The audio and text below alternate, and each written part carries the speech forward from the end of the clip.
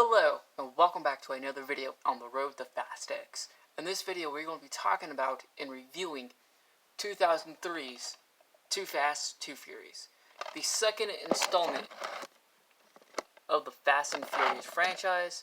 This film was released on June 6, 2003, to mostly mixed or negative reviews. I know a lot of people kind of criticize this film as one of the worst installments of the Fast and Furious franchise. Of course, this movie does kind of suffer and does kind of lack Vin Diesel, and I think a lot of it has to do, spoiler, Vin Diesel does not appear in this film. But overall, to me, this is actually the first Fast and Furious movie that I've seen. This is what introduced me to this world, to this franchise. Up until then, I kind of just didn't care about this franchise. I didn't even see what the big deal about this film was. This movie is basically set in Miami, Florida. But of course, there are side characters that you just kind of just don't care about. You don't have any interest in them at all. Of course, we get the introducement of Tyrese Gibson, who plays Roman Pierce, who comes back later in the franchise in Fast 5.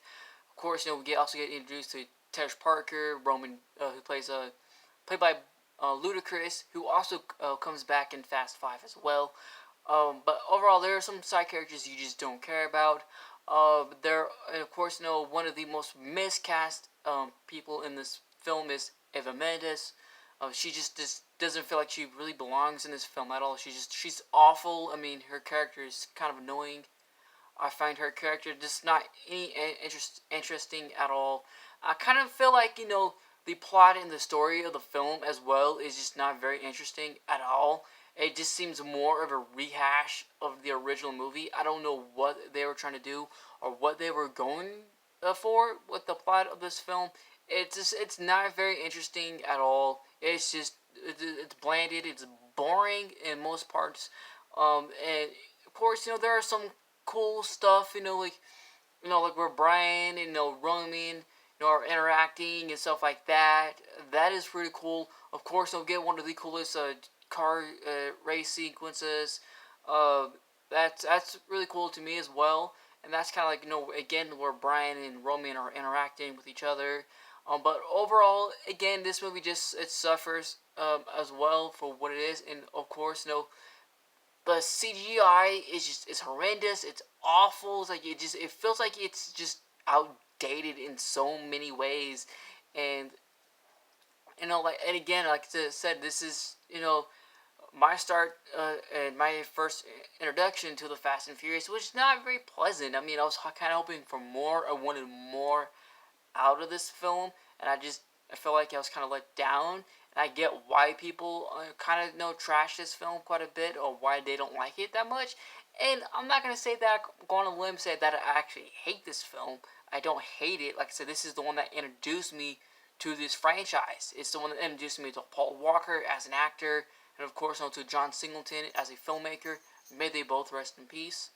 But overall, I felt kind of let down. I felt kind of disappointed in many ways, and it was disappointing. It's definitely, you wanted more out of this film, but overall, it's just an okay movie. It's not bad. It's not terrible or anything like that. It's not like a great or fantastic movie. I mean, it's dumb. I mean, of course, if you just want to throw on a dumb movie or whatever, this is definitely it. I mean, as a go-to Fast and Furious movie, what I really recommend, like you just want to sit down and watch a Fast and Furious movie, I would not recommend this as a go-to film.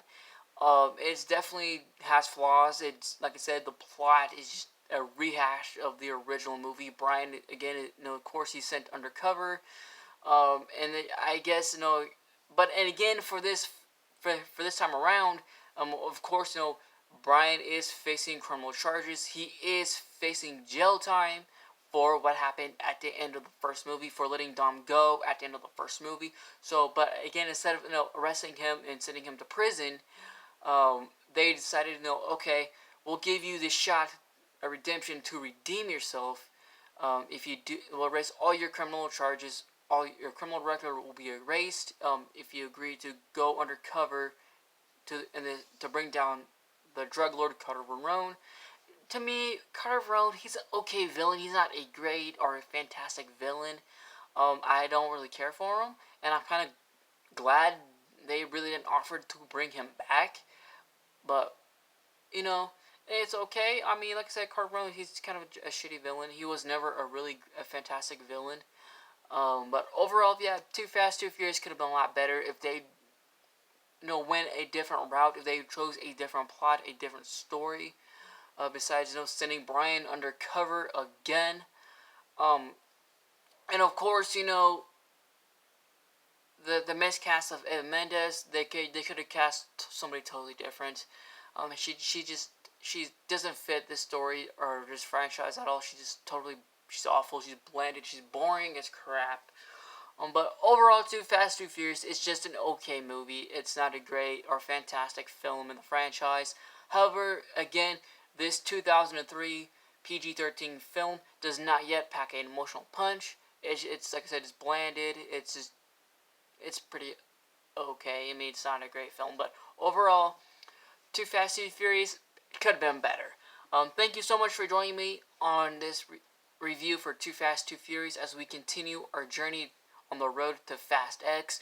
Let me know in the comments below, what are your thoughts and opinions on Too Fast, Too Furious? Did you like this film? Did you enjoy it? What are some of your favorite moments from the film? Overall, make sure you guys like, subscribe, and hit those bell notifications so that way I can see you guys next time as we move out of Miami. We fly across the Pacific for Tokyo Drift. We'll see you in October for the Fast and the Furious Tokyo Drift on the road to Fast X. Take care, guys.